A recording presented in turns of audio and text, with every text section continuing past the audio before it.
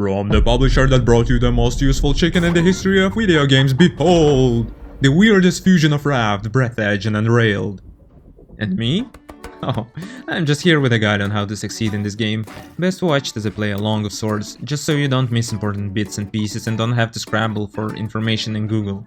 Just watch this to the end and you'll be prepared for everything this game throws at you. As you begin the game, you'll find yourself on a trolley cutting through a void. Yeah, I know the game is called VoidTrain, not so fast.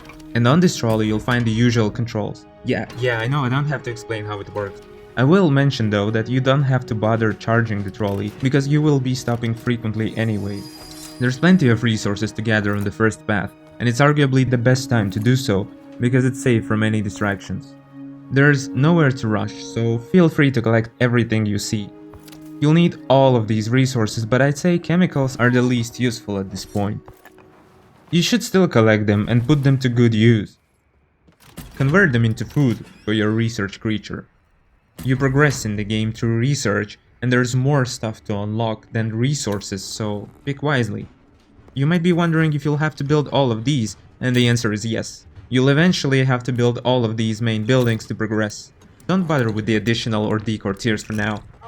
But how do you build all of that on such a small trolley, you'll ask? Aren't you impatient? Alright, let's travel into the future, I'll show you. You'll get to upgrade it when you reach a depot. An engineer. Truly an engineer. Okay, let's go back. So, ironically, at the start you don't get much space in this space, so you'll need to squeeze everything together. Thankfully, you don't have to worry about claustrophobia. You can relocate buildings without demolishing them. You only get 50% of your resources back if you do demolish them, so just place them wherever, and once you get to add floors, set them where you like then. There will be a lot of moving in this game, so don't get attached to your layout too much, and don't be afraid to move chests. You won't lose the contents. Speaking of chests, here's a life hack. Building container 2 costs 1 bolt, right? But if you build container 1 and then upgrade it to container 2, it only costs metal bars and spares you the need to go and refine the metal bars into bolts. What's that? You missed the moment my trolley got filled with bouncing blubber balls? These are loot catchers. They gather materials for you in exchange for a few drops of water. They have a timeout though, so you'll have to stop frequently to wait for them to recharge, or still help them out if you want to collect everything. Ahem. I want to warn you about something. Aside from the nasty but harmless creatures, there are other, let's just say, hungry monsters. As you play, you might wonder why you have floors available for building outside of a depot, and I wondered the same. The answer is that floors can break from damage and you'll have to replace them.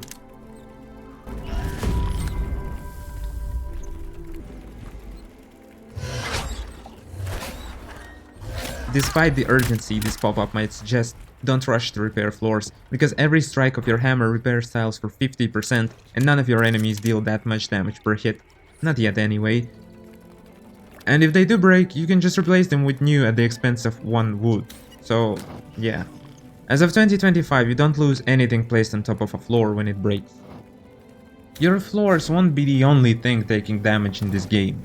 You will too, and one way of restoring your health is to eat and drink. This will fill your hunger meter, and the more filled it is, the faster you regenerate health. But I found it more reliable to use bandages instead, or just die and resurrect. Naturally, don't do that if you have the setting for losing your loot upon death enabled. You can also make sure that you take less damage per hit, and that's what these armor plates are for. They're consumables too. You don't wear them. As long as you have a leather suit equipped, you just use them like you use food. Haven't found them to be massively helpful though. Now you might be thinking that all the dangers are on the track and the depots are safe. That's sort of true. Most of the times you choose whether you want to go and fight for loot. But they're also safe in the sense that no one will attack your train while stationed, so you can chill and perform all the maintenance you need. Here, you can add modules, wagons, platforms, and move around or delete the trolley controls. Starting from gate 4, I advise against multitasking while on track. Save all the building and manufacturing and rearranging for the depot. Don't try to do everything at the same time because you'll just make the game more stressful for yourself than it has to be. Well, that's how I play at least. I also put containers in such a way that I know exactly what's in them. For example, on pad 4 here is where my production is, and here are the containers. Top for iron parts, bottom for copper. Here is my little loot catcher, and right next to it I have my crate for basic items it gives me, and the right hand side is my container for personal items. The samples go straight into the research desk, the iron and copper junk gets repurposed, and the bottom 2 slots in each container from the +2 container size upgrade are reserved for the extra stuff that doesn't have a container yet. This way, I never lose track of my things.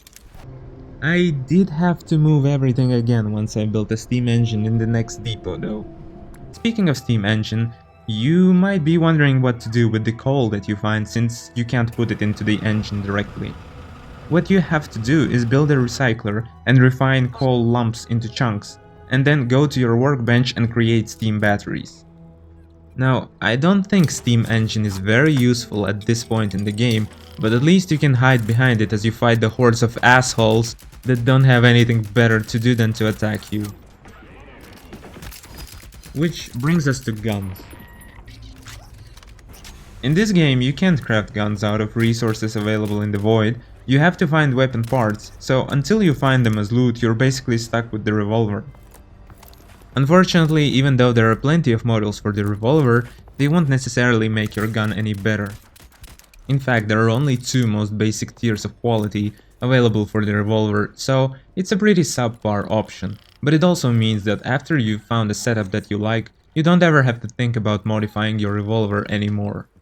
In my opinion, the most suitable models for it are the ones that increase accuracy and range, because long-range accuracy is something that you like with the other guns, especially in the early game. Sorry, I can't disassemble mine to show you which models it has, but the barrel is called Long Barrel Punctual. For all the other weapons, you'll know which tier of weapon model you're holding by the outline.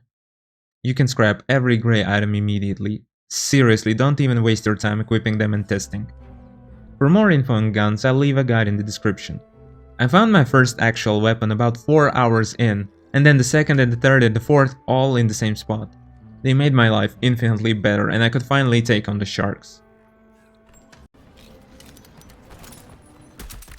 Unfortunately, there was a crucial thing that I missed in VoidTrain that made my encounters with enemies take 20 minutes each, and it blew my mind when I learned about this. Apparently, weapons lose their ability over time and deal less damage. Once I repaired my guns, every enemy encounter turned into cakewalk. So yeah, don't be like me and spend hours throwing foam darts at your enemies, repair your stuff. But in general, I found the whole weapon mechanic not very fun, and instead of wrangling a million parts, I just found guns that I like to shoot with, and then whenever I found a new weapon with a higher tier model installed or just a higher tier weapon model on its own, I checked in Armory if it was any better and only installed it if it didn't change the parameters too much so as to make my weapon something completely different. For example, you can see me with my rifle here, and if I changed my frame it would make it into something that I don't really want. It was not difficult to overcome this flimsy wooden obstacle, was it? By the middle of the first chapter, after finding your first coal lumps, you will be told that you can carry heavy items in your hands. Well, thanks, but I already know that. The heavy item in question is amber, and this amber gives you this little guy. You get one at every depot after this.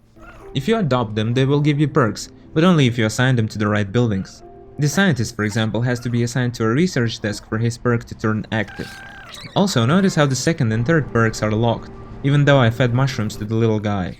This is because he's unhappy about the lack of decor. I'll have to build some decor items right next to his bed to fix that. You might be wondering what else they're good for.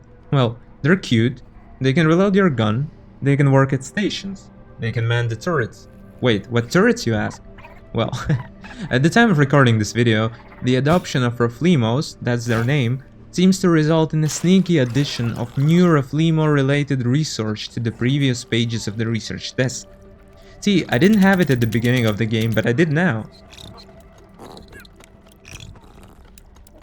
So when you feed your first Rofleemo and he gives you a blueprint for train walls, this is where you find them. Anyhow, this will likely have been patched by the time you're playing. By the way, if you see dark red research bubbles, it means they can only be built at the depot. Don't go looking for them in the crafting book. And by the point you start seeing zinc, feed it to the research lab. You won't need as much as you'll be getting. Also, the game won't tell you this, but when you are tasked with Find a place to open the chest. you have to go to the anvil at the end of the enemy base at the depot. Hey, but when do we actually make use of the steam engine? Rush through the void! Honestly, at this point in time you're pretty much free to just go ahead at full speed if you want to. Your loot catchers will gather all the resources you need, and if you get to the point of building a gatherer station, your Rofleemo will join the effort. Remember that you can get weapon cores only in the secret chests that you find on witch islands. And don't forget to get yourself a new Rofleemo every time you step into a depot. They're very useful for automating your train, and just fun to be around.